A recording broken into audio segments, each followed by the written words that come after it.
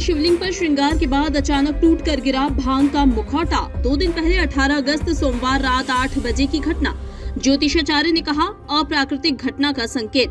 धर्म के ज्ञाता ने कहा शिवलिंग पर भांग चढ़ाना किसी भी शास्त्र में वर्णन नहीं, अब तो खुद महाकाल ने त्याग दिया है। यहाँ शिव के मुखौटे से नाक, होंठ और एक आंख टूटकर नीचे गिर गई। कुछ ही क्षण में मंदिर के गर्भगृह में मौजूद पंडित पुजारी ने तत्काल फिर से मुखौटा बनाया और आरती की। ये पूरी घटना मंदिर में लगे सीसीटीवी कैमरे में कैद हो गई, जो वायरल हो गई। इस घटना के बाद महाकाल मंदिर प्रबंध समिति और मंदिर के पंडित पुजारियों पर कई प्रकार के सवाल खड़े हो रहे हैं। घटना को लेकर ज्योतिषाचार्य और धर्म के ज्ञाता भी अपना अलग अलग मत दे रहे हैं। शास्त्र में कोई प्रावधान नहीं है। हम प्रारंभ से इस बात का विरोध करते आए हैं कि महाकाल के शिवलिंग पर भांग का श्रृंगार नहीं किया जाना चाहिए।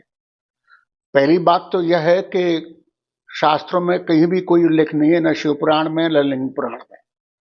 दूसरी बात, ऐसी कोई परंपरा भी नहीं रही है। और तीसरी बात यह है कि भांग के श्रृंगार जो है उसके कारण लिंग के शरण का एक मूड कारण उत्पन्न होता है। कई घंटों तक भांग लिंग के ऊपर रहता है, उससे शुष्कता आती है और इस कारण से शरण पैदा होता है। हमारा मानना यह है कि शास्त्रीय आधार हमने दिया, इन्होंने नहीं माना, लेकिन अब चूंकि श्रृंगार अपने आप गिर गया है तो एक तरह से ये संकेत है स्वयं महाकाल की तरफ से कि भाई ये भांग का श्रृंगार उचित नहीं है, इसे बंद किया जाना चाहिए। तो मैं सोचता हूं कि अब तो यहाँ के जो प्रशासक वर्ग है और यहाँ के पंडित पुजारी हैं, उनको सोचना चाहिए कि भांग का श्रृंगार उचित नहीं है। जी, सबसे पहले हम बात करेंगे कि जो भांग का श्रृंगार किया गया है, श्रृंगार की अपनी व्यवस्था होती है।